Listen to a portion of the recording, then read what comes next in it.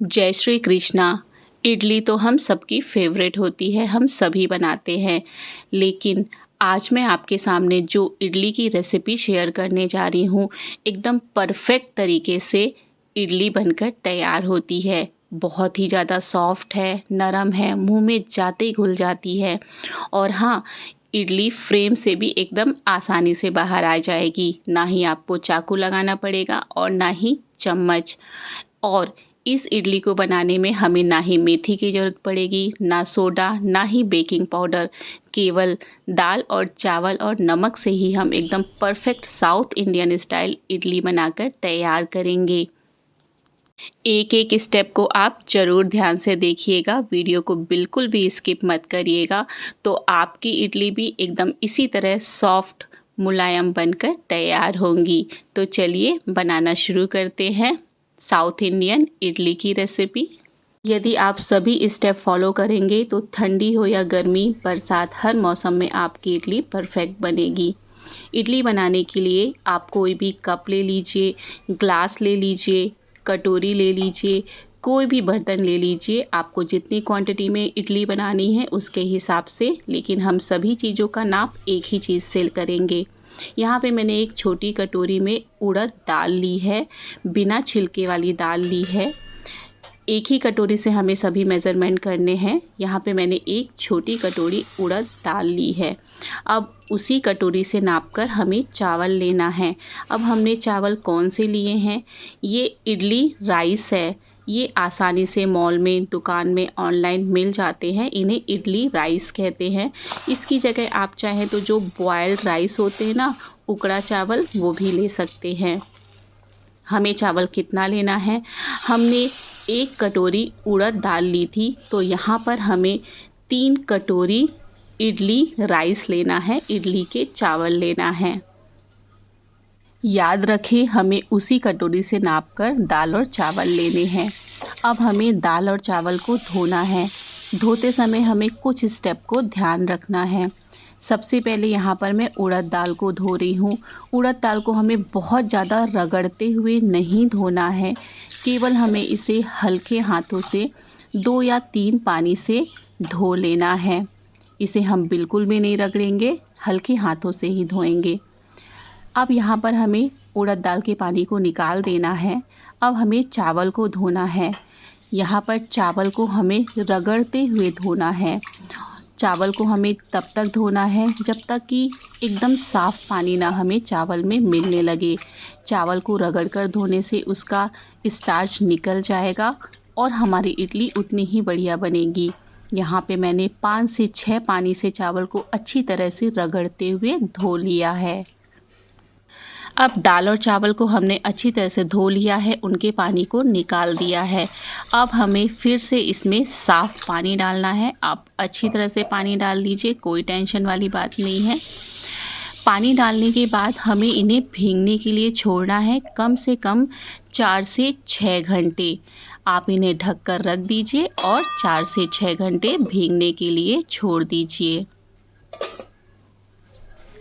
6 घंटे के बाद हमारे दाल और चावल अच्छी तरह से भीग चुके हैं। आपको दाल के ऊपर हल्के से बबल्स नज़र आ रहे होंगे। दाल भी फूलकर हमारी दुगनी मात्रा में हो चुकी है। दाल एकदम फूल गई है, साथ ही यहाँ पर हमारे चावल भी अच्छी तरह से भीग चुके हैं। अब हमें क्या करना है, बहुत इम्पॉर्टेंट स्टेप, जो उड़द दाल का पानी है उसे हमें फेंकना नहीं है, उसे हमें एक बर्तन में निकाल लेना है। इसका हम बाद में उपयोग करेंगे। उड़द दाल में से सारे पानी को मैंने निकाल लिया है और जो चावल का पानी है ना, इसे हमें फेंक देना है, इसे हमें नहीं रखना है।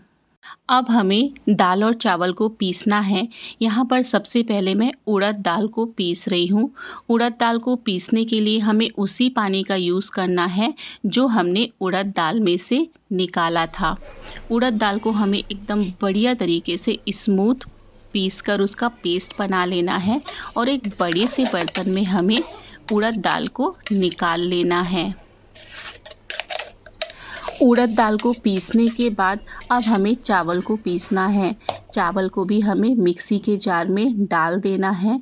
यहाँ पर हमने चावल में से सारा पानी निकाल लिया था। चावल को पीसते समय थोड़े पानी की ज़रूरत होती है, तो हमने जो उड़द दाल का पानी बचा कर रखा था ना, उसे ही डालकर हमें चावल को एकदम पीस कर बारीक पेस्ट बना लेना है। आप यहाँ पे देख सकते हैं मैंने एकदम बारीक सा पेस्ट बना लिया है। दोस्तों, ये जो उड़द दाल का पानी होता है ना, ये हमारे इडली को फर्मेंट करने में हेल्प करता है। इसके लिए आपको यहाँ पे सोडा, बेकिंग पाउडर किसी की भी ज़रूरत नहीं है। आप उड़द दाल का पानी डालकर ही दाल और चावल को पीसिए। इसी तरह से मैंने यहाँ पर सारे चावल को पीसकर उसका पेस्ट बनाकर तैयार कर लिया है। दाल चावल को पीसने के बाद आप उसे थोड़ा बड़े बर्तन में ही रखिए। अब दाल और चावल को हमें अपने हाथों से ही अच्छी तरह से मिक्स कर लेना है। दोस्तों, अब यहाँ पर आप घड़ी में टाइमर लगा लीजिए 10 मिनट का।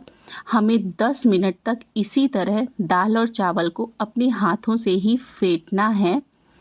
थोड़े से हाथों की एक्सरसाइज हो जाती है। यदि आपको लगे कि आपका बैटर थोड़ा गाढ़ा है तो आप वही उड़द दाल वाला पानी इसमें डाल दीजिए और अपनी हाथों की सहायता से इसी तरह से आप इसे 10 मिनट तक लगातार फेंटते रहिए। ऐसा करने से दाल और चावल में एयर बबल्स आ जाएंगे, जिससे हमारी इडली बहुत ही सॉफ्ट, नरम और मुलायम बनकर तैयार होगी। यहाँ पर मैंने मिश्रण को 10 मिनट लगातार इसी तरह से फेंट लिया है। फेंटने के बाद अगर आप ध्यान से देखेंगे तो इसमें आपको हल्के हल्के एयर बबल्स नज़र आएंगे। यही एयर बबल्स हमारी इडली को सॉफ्ट और एकदम परफेक्ट तरीके से बनाने में हेल्प करेंगे। दोस्तों, अभी तक मैंने इसमें नमक वगैरह कुछ भी नहीं डाला है। अब हमें इडली में नमक डालना है। नमक यहाँ पर आप अपने टेस्ट के अकॉर्डिंग डाल लीजिए। यहाँ पे मैंने आधा चम्मच इसमें नमक डाला है। नमक को हमें मिश्रण में अच्छी तरह से मिक्स कर लेना है और हमें इसमें कुछ भी डालने की ज़रूरत नहीं है। बस आप इसमें नमक को मिला दीजिए। और हाँ, यहाँ पर हमारा जो मिश्रण है वो कितना पतला होना चाहिए, यहाँ पर आप देख सकते हैं। जब हम इसे चम्मच से गिराएं तो ये आसानी से नीचे गिरना चाहिए, क्योंकि हम अभी इसे पूरी रात रखेंगे तो ये मिश्रण थोड़ा और गाढ़ा हो जाएगा, इसलिए आप इसे पतला ही रखिए। अब आप इसे ढक कर रख दीजिए पूरी रात अच्छी तरह से फर्मेंट होने के लिए। पूरी रात 7 से 8 घंटे हमने मिश्रण को रख दिया था। यहाँ पे जो हमारा मिश्रण है इडली बनाने के लिए एकदम परफेक्ट तरीके से तैयार हो चुका है। आप देख सकते हैं ये पहले से गाढ़ा भी हो गया है और एकदम फ्लफ़ी भी हो गया है। बहुत ही बढ़िया इडली बनाने के लिए मिक्सचर बनकर तैयार हुआ है। अब हमें इसमें इनो, मीठा सोडा कुछ भी नहीं डालना है। इडली बनाने के लिए मिश्रण एकदम परफेक्ट तरीके से तैयार है। दोस्तों, इडली बनाने के बाद एक टास्क होता है उसे फ्रेम से निकालना, जिसके लिए हमें चाकू या फिर चम्मच की ज़रूरत पड़ती है। लेकिन मैं यहाँ पे आपको एक ऐसी टिप बता रही हूँ जिससे बहुत ही आसानी से इडली फ्रेम से बाहर आ जाएगी। तो यहाँ पर मैंने लिया है मक्खन, जो बटर आता है ना, वही वाला मैंने मक्खन लिया है। मक्खन को हमें इडली के फ्रेम में अच्छी तरह से लगा देना है।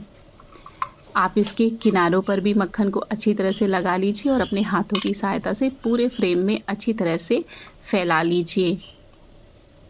यदि आप इस बात का ध्यान रखेंगे तो आपकी इडली भी फ्रेम से आसानी से बाहर आ जाएगी।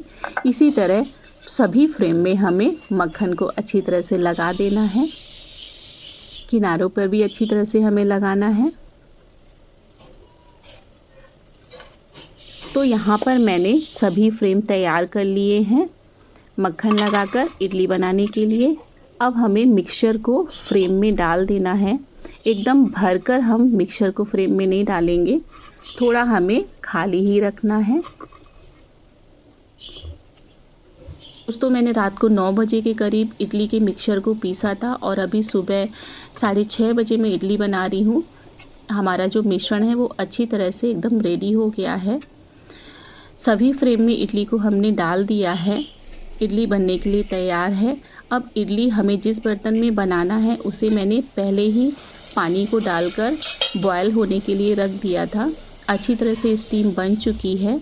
अब हमें सभी फ्रेम को इसमें रख देना है। दोस्तों, जब हमारे पानी में स्टीम बनने लगे तभी हमें मिश्रण को रखना है।